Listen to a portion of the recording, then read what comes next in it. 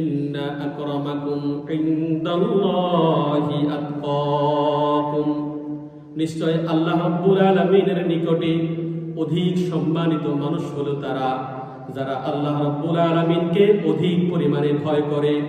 যারা যত বেশি ভয় করবে তারা তত বেশি আল্লাহ রাব্বুল আলামিনের কাছে সম্মানিত হবে।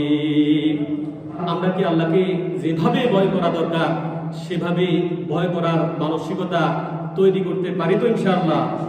আল্লাহকে ভয় করলে কেউ আর ভালোবাসা দিবসের কথা মাথায় আনতে পারবে না।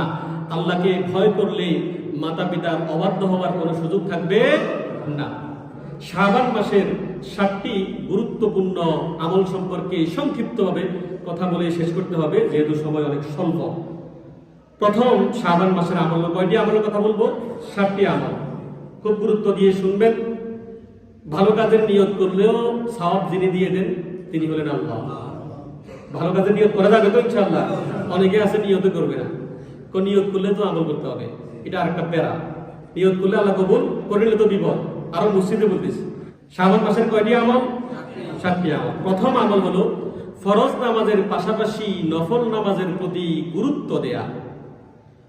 ফরজ নামাজের পাশাপাশি নফল নামাজের গুরুত্ব দেয়া। আল্লাহ রাব্বুল আলামিন সূরা বনী ইসরাঈলের 79 নম্বর আয়াতের মধ্যে বলেন, ওমিনাল লাইলি ফাতাহাজ্জাত বিহি নাফিলাতাল লাক আসা আন ইয়াবআসাকা রাব্বুকা মাকামান মাহমুদা। আল্লাহ রাব্বুল আলামিন তার রাসূলকে বলেন, ওমিনাল লাইলি ফাতাহাজ্জাত বিহি নাফিলাতাল লাক, হে আমার রাসূল, আপনি রাতে কিছু অংশে নাফিলাতাল লাক, আপনার জন্য এই তাহাজ্জুদ পড়লে আমি সন্তুষ্ট হব, খুশি হব, আপনি তাহাজ্জুদ পড়িয়েন। অন্য সূরার মধ্যে আছে, সূরাতুল মুজাম্মিলের মধ্যে, ইয়া আইয়ুহাল মুজাম্মিল কুমিল লাইলা ইল্লা কলিলা নিসফাহু ওয়া মিনকুস মিনহু কলিলা আও জিদ আলাইহি ওয়া রাত্তিলিল কুরআনা তারতিলা। অনেক আলোচনা আছে। আল্লাহ রাসূলকে কত আদর করে বলতেছেন, আপনি রাতে কিছু অংশে কি নফল নামাজ পড়িয়েন, তাহাজ্জুদ পড়িয়েন। আসা, আসা শব্দটির শাব্দিক অর্থ হচ্ছে হতে পারে, সম্ভাব্য। কিন্তু যখন আসা শব্দটা কোরআনের মধ্যে আল্লাহ বলেন তাহলে এটার অর্থ হবে অবশ্যই। আসা আইয়াবআসাকা রাব্বুকা মাকামান মাহমুদা, আপনি তাহাজ্জুদ পড়লে আমি আল্লাহ আপনার সম্মানকে মাকামে মাহমুদ পর্যন্ত পৌঁছায় দেব। অবশ্যই অবশ্যই আমি আপনার সম্মানকে মাকামে মাহমুদ পর্যন্ত পৌঁছে দিব। এজন্য আপনি কি করবেন? রাতের কিছু অংশে যখন সব মানুষগুলি ঘুমায়, ইন্না ফিল লাইলি সাআ, নিশ্চয় রাতের মধ্যে এমন একটি সময় আছে, লা ইউআফিকুহা আবদুল মুসলিম, কোন মুসলিম আল্লাহ রাব্বুল আলামিনের কাছে যায় আল্লাহ রাব্বুল আলামিন দেয় না, এমনটা হতে পারে না। ওই সময়টা হলো তাহাজ্জুদের সময়। ওই সময়টা কোন সময়? সকল মানুষ ঘুমাইতেছে আর আপনি আল্লাহর ভালোবাসায় আল্লাহর ইবাদত করতেছেন, আল্লাহর গোলামি করতেছেন। ওয়াসজুদ ওয়াক্তারিব, বান্দা আল্লাহর নৈকট্য তখনই অর্জন করে যখন বান্দা সিজদার মধ্যে থাকে। এটা আল্লাহর কথা, কোরআনের কথা। এরপরে হযরত আনাস ইবনে মালিক রাদিয়াল্লাহু তাআলা থেকে হাদিস, তিরমিজি শরীফের 241 নম্বর হাদিস, রাসূলুল্লাহ সাল্লাল্লাহু আলাইহি ওয়াসাল্লাম বলেছেন, মান সাল্লা লিল্লাহি 40 ইয়াওমান ফি জামাআতিন ইদরিকুত তাকবীরাতাল উলা কুতিবাত লাহু বারাআতান, বারাআতুম মিনান নার ওয়া বারাআতুম মিনান নিফাক। হযরত আব্দুল্লাহ ইবনে মাসউদ রাদিয়াল্লাহু তাআলা আনহু হতে হাদিসটি বর্ণিত। তিরমিজি শরীফ খুললে পাবেন হাদিস নাম্বার 241।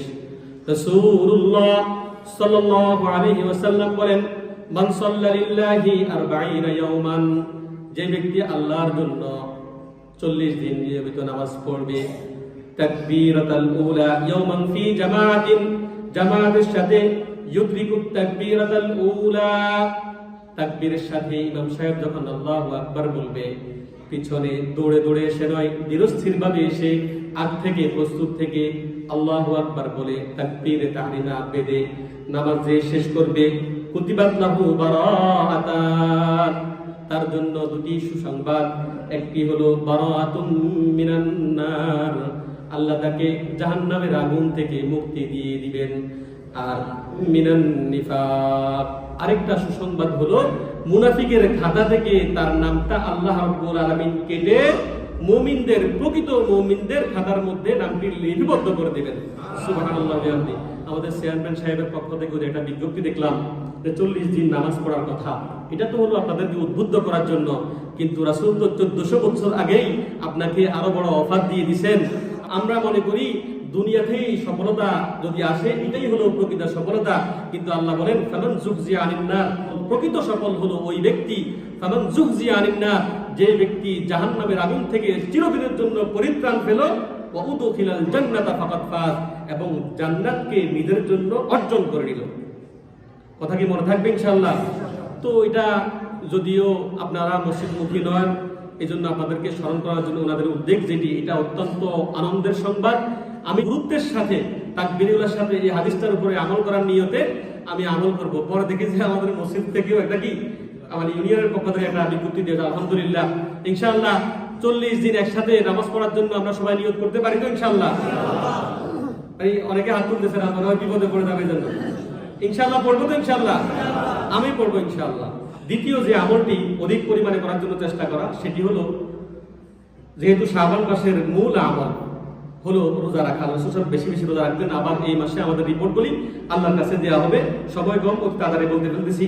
আল্লাহ রাব্বুল আলামিন বলেন হাদিসে কুদসিতে, আল্লাহ রাব্বুল আলামিন ইয়াকুল্লাহু আযজা ওয়া জাল্লা আস-সাওমু লি ওয়া আনা আজজি বিহি ওয়া আনা উজজা বিহি, যে রোজা হলো একমাত্র আমার জন্য, ওয়া আনা আজজি বিহি, এটার প্রতিদান আমি নিজ হাতেই দেই। সুবহানাল্লাহি ওয়া বিহামদিহি ওয়া আনা উজজা বিহি। আল্লাহ রাব্বুল আলামিন কোথাও বলেন নাই as-সালাতু লি ওয়া আনা আজজি বিহি ওয়া আনা উজজা বিহি, আয-যাকাতু লি ওয়া আনা আজজি বিহি ওয়া আনা উজজা বিহি, এরপর আল-হাজ্জু লি ওয়া আনা আজজি বিহি ওয়া আনা উজজা বিহি। এই কথা কোথাও কোনো হাদিসে বলে নাই, কিন্তু সিয়াম একমাত্র আমল যেটার ব্যাপারে আল্লাহ রাব্বুল আলামিন নিজে বলেছেন আস-সাওমু লি ওয়া আনা আজজি বিহি, এই রোজা হলো বান্দা আমাকে সন্তুষ্ট করার জন্য রাখে, আর এটার প্রতিদান আমি আল্লাহ রাব্বুল আলামিন নিজ হাতে দিয়ে থাকি। এরপরে যাকাত আমরা রমজান মাসে সাধারণত দিয়ে অভ্যস্ত। তৃতীয় আমল, এই যাকাতটা এই মাসে দেওয়ার জন্য চেষ্টা করা। কারণ হলো গরিব হলেও তাদেরও তো রমজান মাসের একটা প্রস্তুতি থাকে, থাকে না? তো রমজান মাসে আপনারা যাকাত দিবেন, যাকাত দিলে এরা ইফতার কিনবে, কেনাকাটা করবে, এটা একটা ব্যস্ততার সময়। এই জন্য যারা প্রকৃতপক্ষে যাকাত আল্লাহ রাব্বুল আলামিনকে সন্তুষ্ট করার জন্য আদায় করতে চায়, তারা মোটামুটি যাকাতটা যেন এই মাসে দেওয়ার জন্য চেষ্টা করে। 4 নাম্বার আমল হলো the plan is half of the work. ইংলিশে একটা কথা আছে যে একটা কাজের প্রস্তুতি নেওয়া মানে হলো কাজের অর্ধেক কাজ হয়ে যাওয়া। রমজানে কি করব, প্ল্যানিংটা বা একটা স্ট্রাকচার সামারি এখন থেকে আমাদেরকে কি করা, তৈরি করা, রুটিন তৈরি করা, যে আমার রমজানের কাজগুলি কেমন হবে। বুখারীর হাদিস, প্রথম হাদিস, ইন্নামাল আমালু বিন্নিয়াত। আল্লাহ রাব্বুল আলামিন নিয়তের সব কাজগুলি, আমি ভালো কাজের প্ল্যান করলে ভালো কাজটা পরিপূর্ণ হওয়ার জন্য যোগ্যতা দান করবেন আল্লাহ ইনশাআল্লাহ। তাহলে এটা হলো 4 নাম্বার। 5 নাম্বার হলো রমজান মাসের বিষয়ভিত্তিক আলোচনা করা, একে অপরের সাথে রমজানের দাওয়াত দেওয়া। ভাই রমজান আসতেছে, একটু ভালো হয়ে যায়, পুরা তো মোটামুটি তুইও করস আমিও করি, আমরা একটু কি হয়ে যাই, ভালো হয়ে যায়। কল্যাণের পক্ষে কথা বলা, তাআওয়ানু আলাল বিররি ওয়াত তাকওয়া ওয়া লা তাআওয়ানু আলাল ইসমি ওয়াল উদওয়ান ওয়াত্তাকুল্লাহ ইন্নাল্লাহা শাদীদুল ইকাব। কল্যাণময় কাজে একে অপরকে সহযোগিতা করা। 6 নাম্বার হলো অনেকের কাজা আছে, কাজারজাগুলি রমজান আসার পূর্বেই পরিপূর্ণ করে নেয়া। আল্লাহ রাব্বুল আলামিন বলেন আইয়ামান মাদুদাত ফামান কানা মিনকুম মারিদান আও আলা সাফারিন ফাইদাতুম মিন আইয়ামিন উখর। ফাইদাতুম মিন আইয়ামিন উখর মানে এখন এই রমজানের কাজারজাগুলি এখন দেখে ফেলা। আর 7 নাম্বার হলো রমজানের যে সমস্ত মাসআলা মাসাইলগুলি, এগুলি উলামায়ে কেরাম আছে তাদেরকে জিজ্ঞেস করা, ইমাম সাহেব আছে ওনার কাছ থেকে জানা। এখন নেট সাহেব আছে ভুলভাল বলে, তারপরেও ভালো হুজুর যাদেরকে আমরা চিনি তাদের নেট থেকেও তাদেরকে প্রশ্ন করা, ভালো হুজুর বললে সেগুলি গ্রহণ করা। আর যদি মানে যাদেরকে আসলে মানুষ সমাজ এবং উলামায়ে কেরাম অ্যাকসেপ্ট করে না, তাদের কথাগুলি থেকে বেঁচে থাকার জন্য চেষ্টা করা।